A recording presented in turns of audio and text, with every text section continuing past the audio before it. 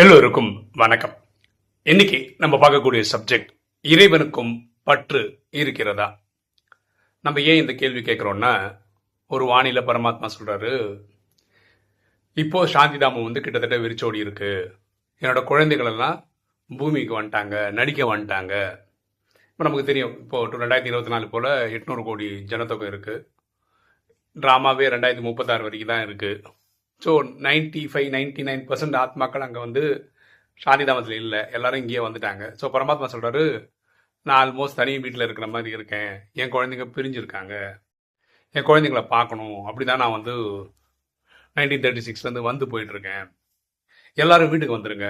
ஆக்சுவலாக வீட்டுக்கு வரணும்னா சும்மா அப்படியே போயிட முடியாது, 100க்கு 100 பாஸ் ஆகணும். அதனால ராஜயோகிகள் வந்து மன்மனாபவ, தன்னை ஆத்மாவை உணர்ந்து ஆத்மாவை தந்தை அன்பா நினைவு செய்து அவங்க 63 ஜென்மமாக செய்த பாவத்தை எரிச்சிட்டு இருக்காங்க. பாக்கி எல்லா மக்களும் உடல் நோய் வந்து அனுபவிச்சு அப்படி அவங்க கணக்கு வழக்கம் முடிக்கிறாங்க.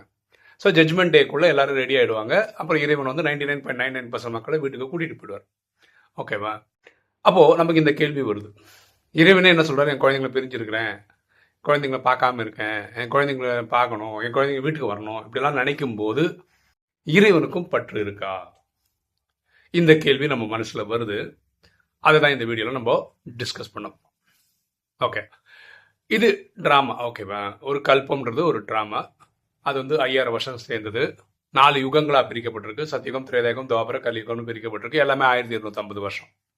ஓகே, இதில் ட்ராமா டிசைன் படி பரமாத்மா வந்து சங்கமத்தில் வரணும். 1936 to 2036 இந்த காலகட்டத்தில் வந்து நமக்கு இந்த கல்பத்தை பற்றி கதை சொல்லணும். நம்ம அவர் ஆத்மான்ற ஒரு புரிதல் கொண்டு வரணும். அவர் ஆத்மாவின் தந்தை, அவருடைய இயற்பெயர் சிவன், உலகம் அவரை தான் அல்லா ஜஹோ காடுன்னு சொல்லுது. இதெல்லாம் நமக்கு சொல்லிக் கொடுக்கறதுக்காக இந்த டைமில் வர்றாரு. ஓகே, அவருக்கு வந்து 800 கோடி பேர், நம்ம 2036 போல் ஒரு 900 crore பீப்புள் இருப்போம்னு வச்சுக்கோங்களேன். எல்லாருக்கும் அவர் தான் தந்தை. அவருக்கு எல்லார் மேலேயும் அன்பு தான் இருக்கே தவிர பற்று கிடையாது. இது எப்படி புரிஞ்சுக்க முடியும்? எப்படி புரிஞ்சுக்க முடியும்னா, பரமாத்மா யாரோட கார்மிக் அக்கௌண்ட்டுக்குள்ளே வர்றது கிடையாது.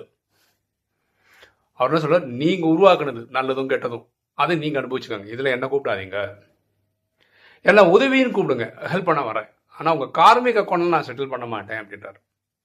அப்படின்னா அது எக்ஸாம்பிள் சொல்ல பாருங்களேன். இப்போது தாதியோட சரீரத்தில் வந்து கிளாஸ் எடுக்க வராரு.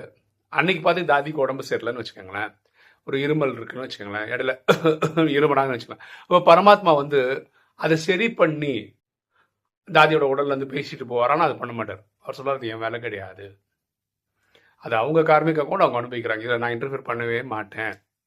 அது வரும்போது அவங்க இருமுறாங்கன்னு வச்சுக்கலாம், வாத்தியம் சரி இல்லைன்னு சொல்லிட்டு கிளம்பி தான் போவாரே தவிர அதை சரி பண்ணி அந்த உடம்புலேயே இருந்து நடிச்சு போவோன்றது கிடையாது. யாரோட கார்மிக் அக்கௌண்ட்லேயும் வரமாட்டார். நான் 15 வருஷமாக அந்த ஃபினான்ஷியல் ஸ்ட்ரகிள் பண்ணிட்டு இருக்கேன். ஆனால் சொல்றது, உன் ப்ராப்ளம் நீ பார்த்துக்கோ, நீ உதவின்னு கேளு, ஹெல்ப் பண்ண வரேன். இப்போ நான் டெய்லி வந்து வீடியோ கண்டென்ட் கேட்குறேன், கொடுக்குறாரு, வீடியோ போடுறோம், நீங்கள் பார்க்குறீங்க, அவ்வளோதான்.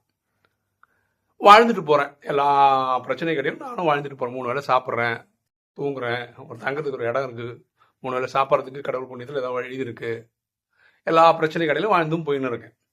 இது ஒரு பெரிய மிராக்கிள் தான். டெய்லி நம்ம வாழ்க்கை வந்து ஓடிட்டு இருக்கிறது பெரிய விஷயம் தான். அவர் என்ன சொன்னால், நான் உங்கள் கார்மிக் அக்கௌண்ட்டில் நான் வரவே மாட்டேன், ஸ்ட்ரிக்டாக இருக்காது. ஓகே, சரி. இப்போ ராஜயோகிகள் தான் என்ன சொல்கிறாங்க, மன்மனாபவ பண்ணுறாங்க, தன்னை ஆத்மாவை உணர்ந்து ஆத்மாவை தந்தை அன்பன். இவங்கள மட்டுமா ஜட்ஜ்மெண்ட் அன்னைக்கு வீட்டுக்கு கூப்பிட்டு போகிறாரு? பூமியில் இருக்க எல்லாரையும் தான் கூப்பிட்டு போகிறாரு.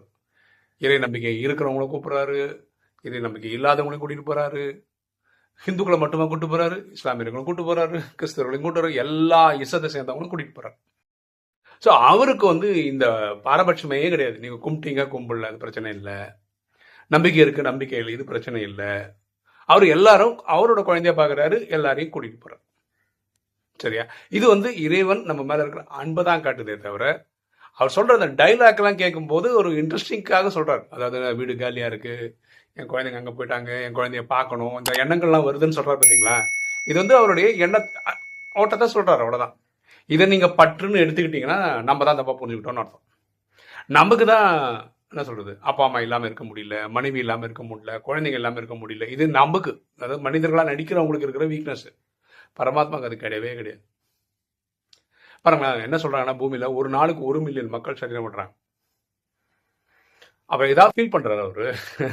டெய்லி ஒரு 1 மில்லியன் மக்கள் சாகுறாங்களே, 10 லட்சம் பேர் டெய்லி ஒரு மாசத்துக்கு பாருங்க இன்ட்டு 30. அப்போ ஒரு சிலர் போயிட்டே இருக்காங்க, ஒரு சிலர் வந்துக்கினே இருக்காங்க. அவருக்கு எதுவும் கவலை இல்லை, வந்ததுக்கும் கவலை இல்லை, போனதுக்கும் கவலை இல்லை. அவர் வந்து ஒரு பற்றற்ற நிலையில தான் இருக்காரு. நமக்கு அந்த யூகேஷன் கேட்கும்போது படிக்கும்போது நமக்கு என்ன தோணுதுன்னா அவருக்கு பற்று இருக்கிற மாதிரி தோணுது. ஆனால் அவருக்கு சுத்தமாக பற்றுலாம் கிடையாது. எல்லாரும் மேலேயும் அன்பு இருக்கு. நம்மளும் இப்படி வாழ்ந்தாதான் நல்லா இருக்கும். நான் பரமாத்மா அடிக்கடி சொல்றாரு, 800 கோடி பேர் மேல அன்பு செலுத்துங்க, எந்த பிரச்சனையும் கிடையாது. நான் ஒருத்தர் மேல பற்று வைக்காதீங்க அப்படின்றாரு. அந்த பற்று நம்மளை அழிச்சிடும். அவர் என்ன சொல்றாருன்னா, கடைசி காலத்தில் ஒரு 60 வயசு 70 வயசு பெரியவருக்கு நடக்கக்கூட முடியல, இந்த வாக்கிங் ஸ்டிக் வச்சு நடக்கிறாருன்னு வச்சுக்கோங்களேன், அவருக்கு அந்த வாக்கிங் ஸ்டிக் மேல கூட பெரிய பற்று வரக்கூடாது அப்படின்றார். ரொம்ப ரிஜிடா சொல்றாரு. அப்ப எந்த கண்ணால் பார்க்கக்கூடிய எந்த ஒரு பொருள் மேலேயும் ஒரு ஈர்ப்பு இருக்கவே கூடாது. அப்பதான் நம்ம இந்த கலிகாலத்தில் வாழவே முடியும் அப்படின்றார் பரமாத்மா. வீடியோ பார்க்குற நீங்க சொல்ல வேண்டியது, இல்லை பரமாத்மாவுக்கும் பற்று இருக்குது, அதனால தான் 1936 2036 வந்து போறாரு அப்படின்னு நீங்க நினைக்கிறீங்களா? இல்லை அவர் வந்து பற்றற்ற நிலையில தான் இருக்காரு அப்படின்னு நினைக்கிறீங்களா? உங்க கருத்து என்னன்னு கமெண்ட் செக்ஷன்ல போடுங்க. ஓகே, ஒரு தகவல். நீங்க யூடியூப் வீடியோ பார்க்குறீங்க இல்லையா, அதில் தம்ப்நெயில் இமேஜ்னு ஒன்று வரும். அதாவது ஒரு படம் ஒன்று வரும். இப்போ வந்து ஒரு தம்பி பண்ணி கொடுக்குறாரு, ரெகுலராக பண்ணி கொடுக்குறாரு. அதனால் நீங்கள் வீடியோ பார்க்கும்போதே தம்ப்நெயில் இமேஜோட தான் பார்க்குறீங்க. இப்போ யூடியூப் வந்து ஒரு புது ஸ்ட்ராட்டஜி கொண்டு வந்திருக்காங்க. அது எத்தனை பேர் நீங்கள் கவனிச்சிங்கன்னு தெரில. ஒரு 3-4 நாளாக தான் அது நடந்துட்டுருக்கு நம்ம வீடியோ சேனலில். அது என்னென்னா, எந்த ஒரு வீடியோக்கும் இப்போ நம்ம போடுற இன்றைக்கி ஒரு வீடியோன்னு வச்சுக்கோங்களேன், அதுக்கு மட்டுமே நம்ம 3 தம்ப்நெயில் இமேஜ் கொடுக்குறோம். பார்க்குற உங்களுக்கு வந்து ஒரு குறிப்பிட்ட நேரத்தில் ஏதாவது ஒரு தம்ப்நெயில் 3ல் ஏதோ ஒன்று தெரியும். ஓகேவா? யூடியூப் என்ன சொல்கிறாங்கன்னா, நீங்கள் தம்ப்நெயில் போடுறீங்கல்ல, இந்த தம்ப்நெயில்னால ஆத்மாக்கள் வந்து வீடியோ பார்க்குறது இருக்குது. அப்போ இந்த 3ல் எவ்வளோ வேணால் நம்ம 3ல் ஏதாவது ஒன்று மக்களுக்கு இருக்கும் இல்லையா? ஏதோ ஒரு காரணத்துக்கு தான் அதை பார்த்துட்டு உள்ளே வராங்க. அவங்க என்ன சொல்கிறாங்க, நீங்கள் 3 போஸ்ட் பண்ணுங்கள், எந்த ஃபோட்டோவை பார்த்துட்டு ஆத்மாக்கள் உள்ளே வர்றாங்களோ அதை வந்து நாங்கள் பிற்காலத்தில் அதை வந்து பர்மனண்ட்டான இமேஜாக வச்சிடறோம் அப்படின்னு சொல்கிறாங்க. ஃபஸ்ட்டு கேள்வி என்னென்னா, நீங்கள் இந்த மாற்றத்தை கவனிச்சிங்களா? இந்த 2-3 நாளாக தான் அது நடந்துட்டுருக்கு. அதாவது இமேஜ் அடிக்கடி மாறும். இன்றைக்கி வீடியோ தலைப்பு ஒன்றா தான் இருக்கும். டக்குன்னு பார்த்தா இந்த இமேஜ் இப்போ இந்த மாற்றிட்டாரா, இந்த இமேஜ் இப்படி இந்த மாற்றிட்டாரா அப்படின்னு உங்களுக்கு தோணும். ஏதோ நான் இப்போ வந்து 10 நிமிஷத்துக்கு ஒரு வாட்டி மாற்றிட்டு இருக்க மாதிரி உங்களுக்கு ஒரு ஃபீலிங் கிடைக்கும். ஆனால் அப்படி கிடையாது. நம்ம வீடியோ அப்லோட் பண்ணும்போதே 3 இமேஜ் சேர்த்து கொடுத்துட்றோம். இது யூடியூப் வந்து அவனோட அல்காரிதத்தில் அடிக்கடி மாற்றிக்கிட்டே வருவோம். அப்புறம் அவங்க என்ன சொல்கிறாங்க, இது 13 நாளுக்கு அந்த இமேஜை மாற்றிக்கிட்டே இருப்பாங்க ஒரு குறிப்பிட்ட வீடியோக்கு. 13 நாளுக்கு அவங்க ஒரு ஸ்டாட்டிஸ்டிக்ஸ் இருக்கும். அந்த ஸ்டாட்டிஸ்டிக்ஸ் என்னென்னா, ஃபர்ஸ்ட் இமேஜ் ஒரு எக்ஸாம்பிள் சொல்கிறேன், 30% ஆஃப் த டைம் பார்த்தாங்க, second image 40% of the time பார்த்தாங்க, பாக்கி இது வந்து அடுத்த பர்சன்டேஜ் பார்த்தாங்க. இப்போ இது ஹையஸ்ட் வந்து இந்த பர்டிகுலர் இது, அதனால இதை வந்து இமேஜாக வச்சுருவோன்னு ஆட்டோமேட்டிக்காக எல்லாமே நடக்கும். ஆனால் உங்களுக்கு வந்து நீங்கள் இமேஜை வச்சு இந்த வீடியோவை பார்க்கணும்னு நினைக்க வந்தீங்கன்னா கஷ்டம். இனிமேல் டைட்டிலையும் பார்த்துக்கிறது பெட்டர்.